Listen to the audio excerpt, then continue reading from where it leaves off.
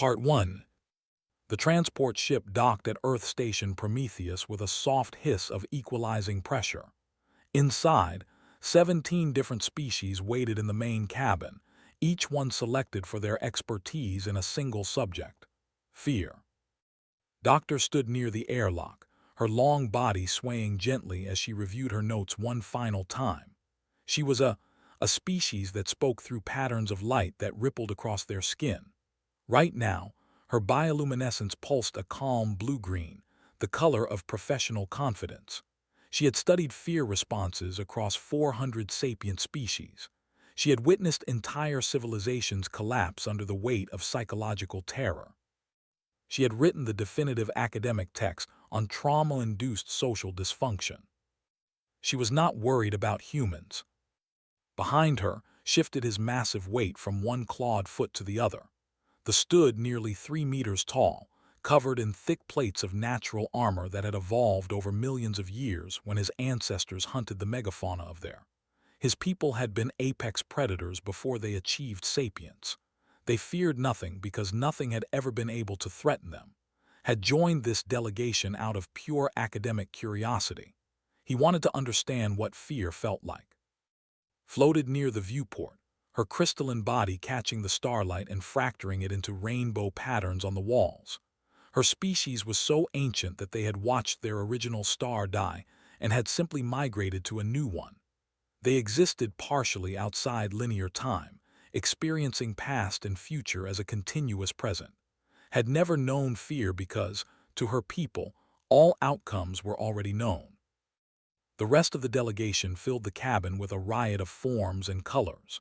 There were the Thresh, who existed as distributed consciousness across thousands of tiny bodies. There were the beings of pure organized energy who had no physical form to threaten. There were representatives from hive minds, gas giants dwellers, and one entity that communicated exclusively through carefully modulated gravitational waves. All of them were here for the same reason. Human horror entertainment had become the most valuable export in the galaxy. The numbers were staggering. Species that had never known fear were now paying premium credits to experience something called being scared. Civilizations that had achieved perfect psychological equilibrium were developing anxiety disorders. The Galactic Council had received reports of entire populations becoming addicted to human horror media, spending all their waking hours consuming film after film, book after book, experiencing emotions their biology had never prepared them for. The Council had sent its best experts to understand the phenomenon, to study it, to determine if it represented a threat to galactic stability. The airlock opened, and a human stepped through. Doctor's lights flickered with interest. She had reviewed the files on humans, of course. Bipedal endurance predators from a Class 4, soft bodies with minimal natural weapons, average strength, average speed, average sensory capabilities. Nothing about their physical specifications suggested they should be remarkable in any way. The human smiled at them. His file identified him as a former entertainment industry professional who now served as an ambassador. He was wearing simple clothing in neutral colors, and his body language projected warmth and welcome. "Doctor," he said, extending his hand in the human gesture of greeting. "Welcome to Prometheus Station. We're honored to host the Council's delegation." Extended a tendril to complete the gesture, her lights shifting to polite purple. "We appreciate your cooperation, Ambassador. The Council is most interested in understanding human entertainment patterns." "Specifically horror entertainment," said. His smile widened slightly. "Yes, we've been expecting this visit for a while. Ever since the psychological collapse of last year, we figured someone would want answers." Lights flickered with discomfort. The incident referenced had been a disaster. An entire research station had been exposed to a human horror film called The Ring. The resulting psychological cascade had required 3 months of intensive therapy for all affected personnel. 2 researchers had permanently changed their bioluminescent patterns to a shade of gray that their species associated with profound existential uncertainty. We have prepared a comprehensive research facility for your use, continued, leading them through the station's corridors. Full archives of human horror media across all formats, historical documentation, academic analysis, psychological studies, everything you need to understand what we do and why we do it. Rumbled a question through his translator. You seem very willing to share this information. Is there no concern about revealing strategic advantages? Laughed. It was a strange sound, one that the translation unit struggled to render into appropriate emotional context. Strategic advantages from horror movies. Fear is a weapon, said. My people once used fear displays to paralyze prey before the kill. If humans have mastered fear to this degree, surely there are military applications. Oh, there are, agreed. But that's not why we made this stuff. Come on, I'll show you the archive. The archive was enormous. It occupied an entire section of the station, with holographic displays and physical media and neural interface options for direct experience. Thousands of years of human horror entertainment stretched out before them in organized categories. Supernatural horror, psychological horror, body horror, cosmic horror, slasher films, creature features, ghost stories, survival horror, folk horror, and dozens of other subcategories that the delegation had never encountered. Dr. Slight strobed with something like awe. This is just the visual media. Just the films and television, said. Literature is in the next section. Then we have audio dramas, interactive experiences, games, virtual reality, and something we call ARGs, which are alternate reality games that blur the line between fiction and reality. Crystals chimed with confusion. You created entertainment that makes participants uncertain whether they are experiencing fiction or reality. Is that not psychologically dangerous? Extremely, said cheerfully. That's part of the fun. The delegation exchanged glances across species lines. None of them quite knew how to respond to that. I should warn you, continued, pulling up a display interface. Most species need to work up to the heavy material. We usually start with what we call gateway horror, lighter stuff, things that are more startling than truly frightening. Get you acclimated before we move into deeper waters. Doctor's lights flickered with polite dismissal. Ambassador, we are professionals. We have studied fear across 400 sapient species. We have witnessed psychological collapse on a scale. We have developed treatment protocols for trauma that would shatter most minds. I assure you, we are prepared for whatever human horror entertainment can offer. Looked at her for a long moment. Something in his expression shifted, though translation unit couldn't quite identify the emotion. It might have been amusement. It might have been pity. It might have been anticipation. All right, he said finally. Let's start with something classic. This is a film from 1980, directed by Stanley. It's considered one of our finest examples of psychological horror. It's called The Shining. The delegation settled into their viewing positions, folded his massive body into a specially reinforced seat. Crystals oriented themselves toward the display. The Thresh distributed themselves across a dozen cushions. They condensed their energy into visible form so they could better perceive the visual medium. Dimmed the lights and started the film. 2 hours and 26 minutes later, the delegation sat in stunned silence. His claws had dug furrows into the armrests of his reinforced chair. 3 of his crystals had cracked from resonant stress. Doctor's bioluminescence had frozen into a pattern of sickly yellow-green that her people associated with profound psychological disturbance. Turn the lights back on. So, he said pleasantly, questions. No one spoke. The delegation's translation units hummed quietly, waiting for input that never came. Maybe we should take a break, suggested. Get some refreshments, process things a bit. Doctor forced her lights back to professional blue-green through sheer willpower. That will be acceptable, she managed. Perhaps you could explain. The twins. Nodded sagely. Everyone wants to talk about the twins. Part 2. 3 standard weeks into the study, the delegation was in crisis. Doctor had observed psychological collapses before. She had witnessed entire species succumb to fear-induced catatonia. She had treated patients whose minds had fractured under the weight of incomprehensible terror, but she had never seen anything quite like what was happening to her team. Had stopped sleeping.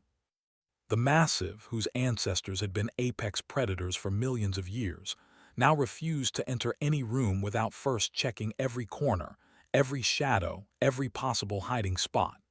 He had requested additional lighting for his quarters, then more lighting, then even more. His current sleeping area was brighter than the surface of a small sun, and still he lay awake, watching the door. "It makes no sense," he told during one of their daily debriefings. His voice was raw with exhaustion. "My people evolved at the top of the food chain. We have never known predation. There is nothing in the galaxy that can threaten us in combat, and yet when I close my eyes I see it." "See what?" asked, though she already knew the answer. "The creature, the perfect organism, the one from the films with the human woman who fights it." Claws clicked nervously against the table. "It does not negotiate. It does not communicate. It exists only to hunt and reproduce. It is what my ancestors were before we became sapient. I see it and I understand what we were, what we could become again, and I am afraid." Was even worse. The ancient crystalline being had experienced the heat death of her original star. She had witnessed the birth and death of galaxies. Time itself held no mysteries for her people, and yet the human horror films had broken something inside her. She floated in her quarters, her crystals dim and cracked, muttering constantly to herself. "The void stares back," she whispered when came to check on her. "I thought I understood cosmic scale. My people have existed for billions of years. We have seen everything, but these humans, they understand something we missed." "What do they understand?" asked gently. "That existence itself is horror." Crystals chimed with something that might have been laughter or might have been sobbing. They looked at the universe and saw that nothing they do matters, that entropy will consume everything, that all meaning is temporary and all effort is futile. And then they made entertainment about it.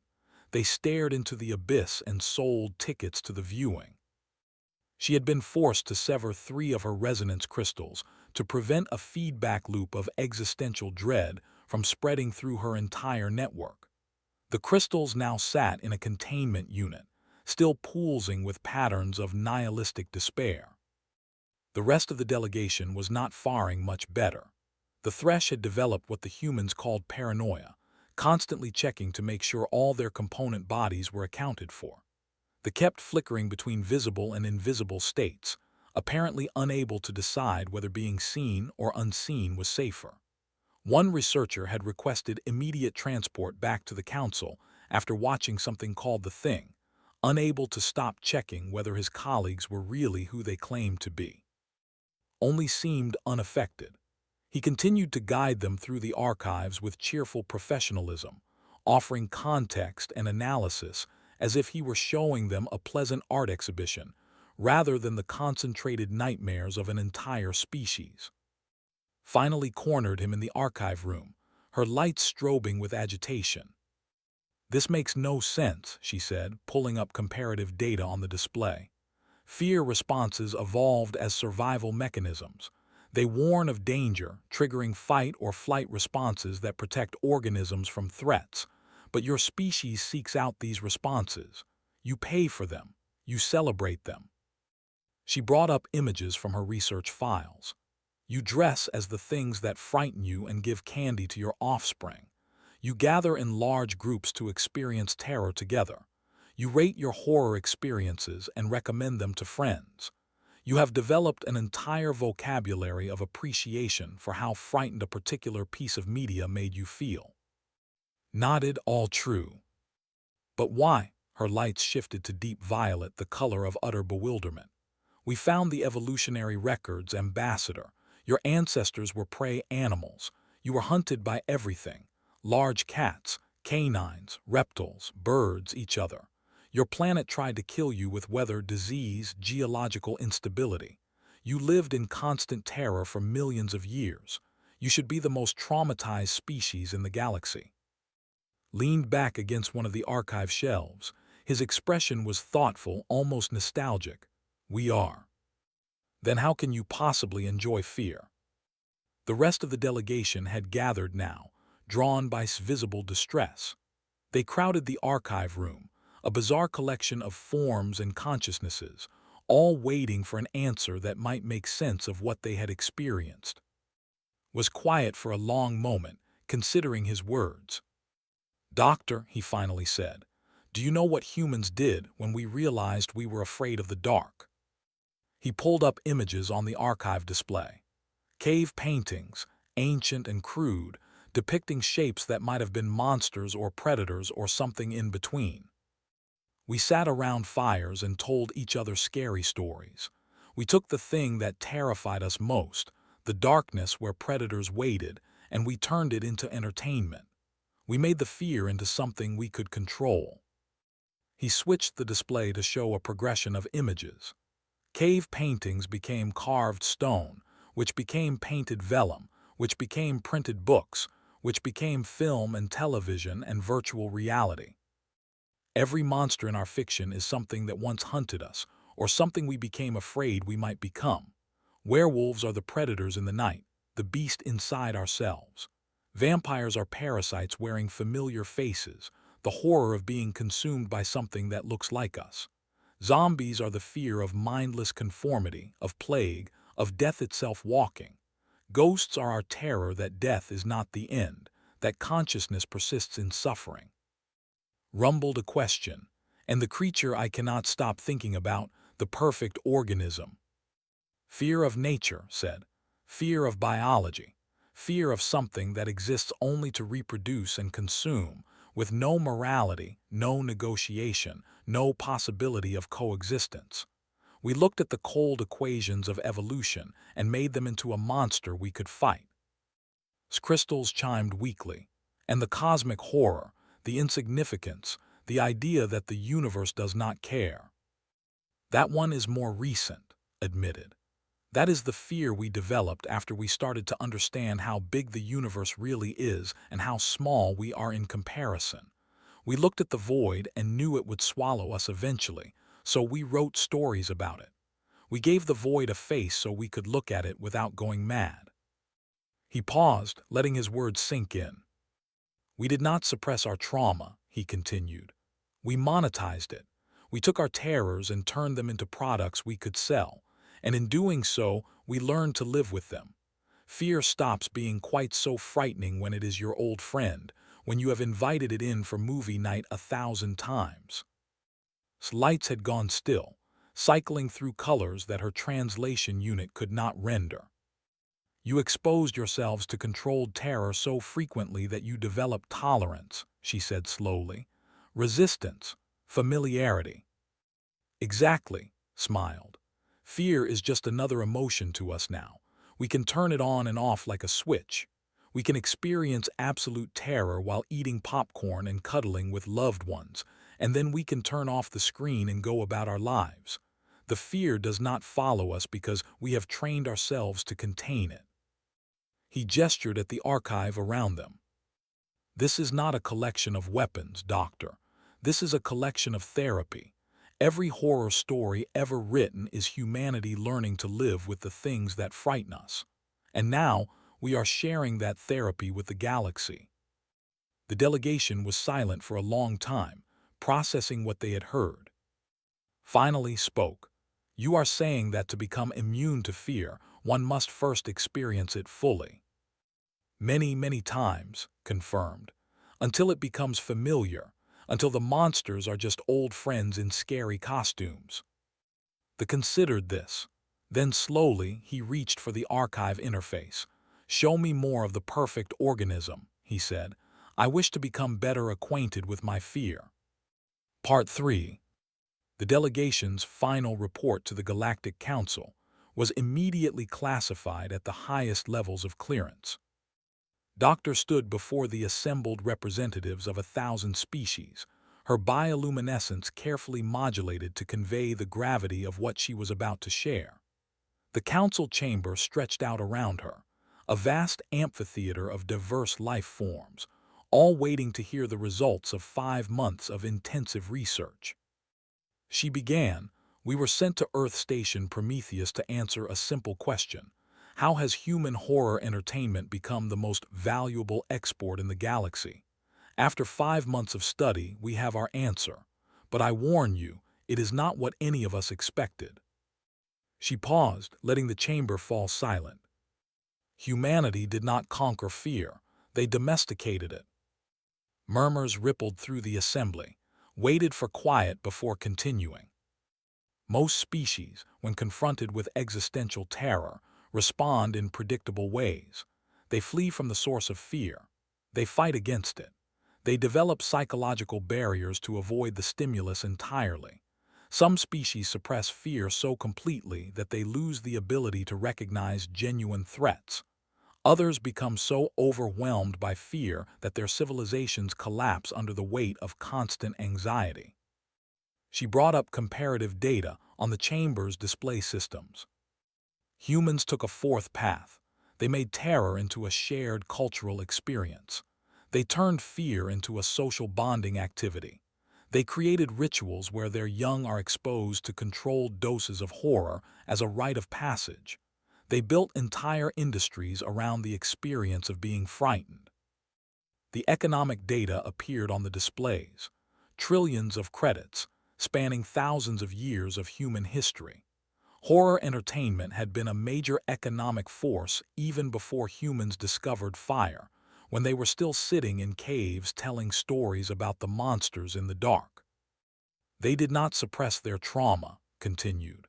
They monetized it. They took their terrors and made them into products, and in doing so, they achieved something that no other species in recorded galactic history has ever accomplished. They became functionally immune to psychological warfare. This caused a stir in the chamber. Several military representatives leaned forward with sudden interest. "Allow me to demonstrate," said. She gestured to who had accompanied the delegation to the council. "Ambassador, would you please describe your response to Standard Psychological Terror Protocol 7? Stepped forward, looking entirely relaxed despite standing before the most powerful governmental body in the galaxy. "Sure. Your people showed me images designed to trigger primal fear responses in sapient beings.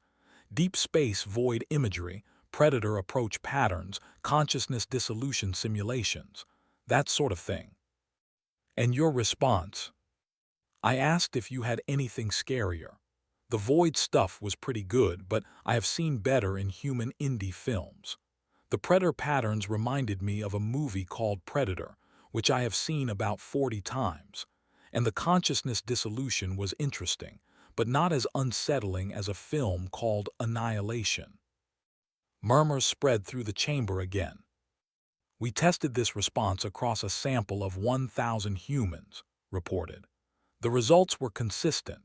Standard psychological warfare techniques that would destabilize most species merely entertained them. Several human subjects asked if the experimental stimuli were available for streaming.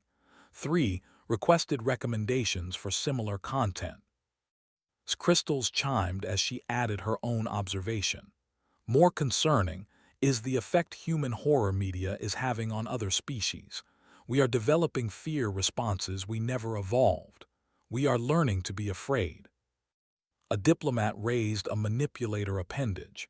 "Is this not dangerous? Should we not restrict access to human horror media?"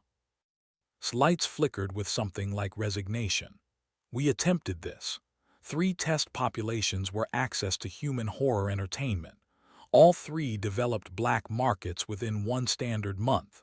2 of the populations independently invented their own horror genres, though they admitted that their creations were, and I quote, not as good as the human stuff." Another spoke up. "You said humans are immune to psychological warfare. Does this not represent a significant military advantage? Should we be concerned?" "You should be concerned," agreed. "But not for the reasons you might expect. The human advantage is not that they cannot be frightened.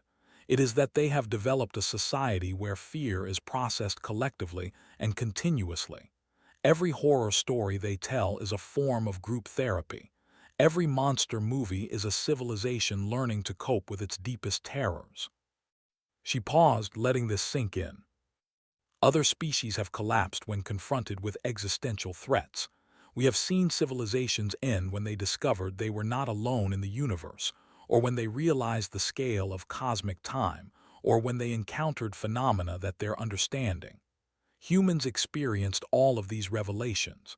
They wrote them into stories. They turned them into entertainment. And then they moved on with their lives. Stepped forward again. If I may add something. The council gave permission. The thing about fear, said, is that it only has power over you if you try to avoid it. The more you run from something, the scarier it becomes. But if you turn around and face it, if you look at it closely and study it and learn its patterns, it starts to seem less frightening. It becomes familiar. And familiar things are not scary, even when they are objectively terrifying. He gestured at the assembled species around him. Right now, the galaxy is learning to be afraid. Human horror media is teaching species across known space what fear feels like. And yes, that is uncomfortable. Yes, some populations are struggling with emotions they never evolved to handle. But they are also learning. They are developing the same tolerance that humans built over millions of years of being prey animals on a hostile world. Who had accompanied the delegation as both subject and researcher, stepped forward. His massive form drew attention throughout the chamber. He rumbled. My ancestors were apex predators. We evolved at the top of the food chain. We never knew fear because nothing could threaten us. When I began this study, I did not understand what fear was. I thought it was a weakness, an evolutionary disadvantage that successful species had eliminated. He paused, his claws clicking thoughtfully. I was wrong. Fear is not a weakness. It is a teacher. It tells you what matters, what you cannot afford to lose, what threats you must prepare for. Species that feel no fear become complacent. They stop improving. They stop preparing. And when a genuine threat finally emerges, they are unprepared. He looked around the chamber, meeting the eyes of dozens of different species. Human horror taught me what I am capable of fearing. It showed me vulnerabilities I did not know I had, and now I can prepare for them. I am a better because humans taught me to be afraid. The chamber was silent, processing this perspective. Doctor stepped forward to deliver her final conclusions. Humanity has given the galaxy a gift, or possibly a virus. The distinction is unclear. They have taught us to look into the darkness and see something other than oblivion. They have shown us how to face our terrors and transform them into something we can live with. She paused, her lights cycling through colors that represented complex emotions her species had not needed to express until they encountered human media. Our recommendation is as follows. First, we should not attempt to restrict human horror entertainment. Such attempts will fail, and they will only drive consumption underground where it cannot be monitored or moderated. Second, we should invest heavily in cultural exchange programs that help other species process the fear responses they are developing. Humans have thousands of years of experience helping each other cope with terror. That expertise should be shared. She looked at, who nodded encouragingly. Third, and most controversially, we recommend that the Council formally adopt human horror entertainment as a standard component of diplomatic and military training. Species that have learned to process fear will be more stable, more resilient, and better prepared for genuine threats when they emerge. A representative flickered with confusion. You are suggesting we deliberately traumatize our populations. No, said firmly. We are suggesting you do what humans have done. Take the trauma that already exists, the fears that every sapient being carries, and bring them into the light. Name them. Study them. Turn them into stories that can be shared and discussed and processed collectively. Transform your terrors into entertainment. She straightened, her lights settling into a confident pattern. Humanity did not become immune to fear by avoiding it. They became immune by experiencing it so often and so thoroughly that it lost its power over them. They monetized their own terrors and, in doing so, freed themselves from terror's grasp. The final line of her report appeared on every display in the chamber. In conclusion, humanity has taught the galaxy how to be afraid. Perhaps now they can teach us how to stop being afraid. Either way, we recommend investing heavily in their entertainment industry. If the galaxy must learn fear, it should at least be entertaining. The council adjourned for deliberation. The decision would take weeks to finalize, debates and arguments and political maneuvering. But in the corridors outside the chamber, something interesting was already happening. Delegates from dozens of species were clustering around, asking for recommendations. What should they watch first? What would help them understand their new fears? What stories would teach them to cope? Smiled and began making suggestions. Somewhere in the galaxy, humanity's longest-running export business had just gained several billion new customers. And deep in the archives of Earth Station Prometheus, the collected nightmares of an entire species waited patiently to meet them.